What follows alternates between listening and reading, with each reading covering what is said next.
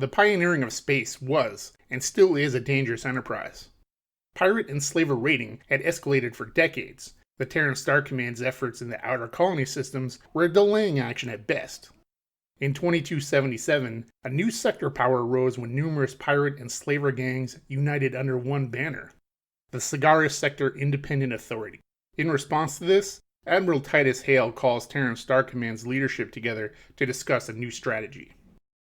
Hale's plan called for a new ship with the mobility to keep up with the renegade formations and the firepower to demoralize and break them up. While Star Command's new Liberty-class cruisers were more than a match for any of the hostile ships in the sector, it was necessary for this new ship to have greater tactical capabilities to stay in the fight longer and operate on its own for extended periods of time.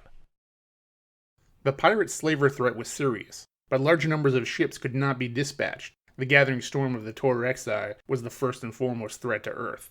It was decided that the recent order for the 14th Liberty-class starship would be an upgraded design. It would need to outfly and outfight the enemy while being constantly outnumbered. Its mission roles were also to include the most dangerous of search and rescue missions, as well as liberating slave compounds. The ship would also need to be ready for rapid deployment to assume more conventional military duties if needed.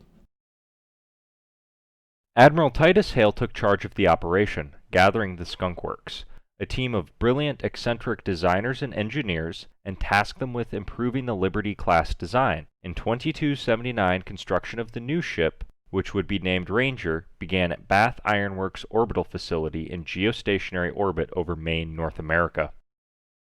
Admiral Hale chose Captain John Watts, one of the most decorated and experienced officers in the fleet, to personally oversee the construction of the new ship. He had served in command roles on board the first 4 Liberty-class starships and had an intimate knowledge of their operation. Captain Watts continued to command U.S.S. Ranger when it launched in 2281. For Ranger's unique mission responsibilities, it was given the unique red and black hull pattern that has become the ship's iconic color scheme. Ultimately, the ship is only as good as its crew, and Ranger would need a crew as strong as she is, people who know the risks and what would be asked of them. For this reason, strict requirements were put in place for those who would volunteer to be chosen for her crew. Assigned to Ranger are 2 squads of Veteran Special Forces Commandos from the Elite Combat Command Operations Division, or ECHO, who lead tactical missions against ground and ship-based targets. Largely due to the actions of Ranger, the Sagaris Sector Independent Authority has been quiet for 2 years. All that changed 3 months ago. Long-range sensors and Sagaris Sector monitoring probes have detected unusual activity in ship movements. We've been dispatched to investigate and take action if necessary. We are now in the first cruise of 2285, and expectations are high for you, as this will be your first cruise aboard Ranger. But if you remember your training and listen to your chain of command, we will continue the high standard of accomplishments that the Ranger has enjoyed over the past 4 years.